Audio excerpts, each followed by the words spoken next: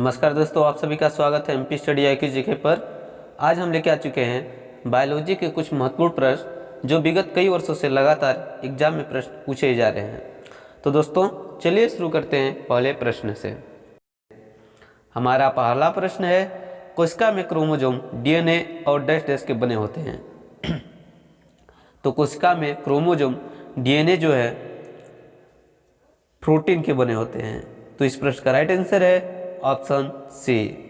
अगला प्रश्न है, कंडरा जोड़ती है।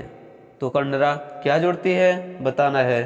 तो इस प्रश्न का राइट आंसर हो जाएगा ऑप्शन डी, पेशी को हड्डी से। कंडरा जो है पेशी को हड्डी से जोड़ती है। अगला प्रश्न है, प्याज के छिलके उतारने पर आंसू आते हैं क्योंकि प्याज निष्कासित करते हैं। तो बताना है प्याज के छिलके उतारने से आंसू क्यों आते हैं। तो इस प्रश्न का राइट आंसर हो जाएगा ऑप्शन बी, सल्फेनिक अम्ल के कारण। सल्फेनिक अम्ल के कारण प्याज छीलते समय आंख से आंसू निकलता है। अगला प्रश्न है, किसके द्वारा आनुवंशिकता के विज्ञान को आनुवंशिकी कहा गया। तो जो है बेडसन के द्वारा आनुवंशिकता के विज्ञान को आनुवंशिकी कहा गया।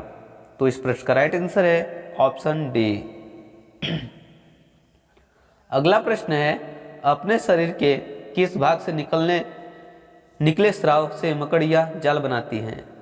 तो अपने शरीर के उदर के पश्च भाग से निकले स्राव से मकड़ियाँ जाल बनाती हैं। तो इस प्रश्न का राइट आंसर है ऑप्शन डी। अगला प्रश्न है, पेनिसिलिन की खोज किसने की थी। दोस्तों मोस्ट इम्पोर्टेंट प्रश्न है ये सभी, बार बार एग्जाम में लगातार विगत कई वर्षों से पूछे जा रहे हैं। तो दोस्तों इस प्रश्न का राइट आंसर हो जाएगा ऑप्शन बी, ए फ्लेमिंग। ए फ्लेमिंग ने पेनिसिलिन की खोज की थी। अगला प्रश्न है, निम्न में से कौन सा टूटने के बाद अधिकतम ऊर्जा देता है। तो निम्न में से जो है वसा टूटने के बाद अधिकतम ऊर्जा प्रदान करता है। अगला प्रश्न है, पौधों में वृद्धि से तात्पर्य है। तो पौधों में जो है वृद्धि से तात्पर्य उपयुक्त सभी हैं। इस प्रश्न का राइट आंसर है ऑप्शन डी, आकार एवं आयतन में चिरस्थायी वर्धन, जीव द्रव्य में वर्धन, शुष्क भार में वृद्धि, ये सभी जो हैं पौधों में वृद्धि से तात्पर्य है। अगला प्रश्न है, ग्लूकोज के एक अणु के ऑक्सीजन के प्राप्त होते हैं। तो ग्लूकोज के एक अणु के ऑक्सीजन के प्राप्त होते हैं। तो इस प्रश्न का राइट आंसर हो जाएगा ऑप्शन ए, 38 ATP। अगला प्रश्न है, लाल मिर्च तीखी होती है क्योंकि उसमें उपस्थित होता है। तो लाल मिर्च तीखी जो है कैप्सेसिन के कारण होती है। कैप्सेसिन उपस्थित होने के कारण लाल मिर्च तीखी होती है।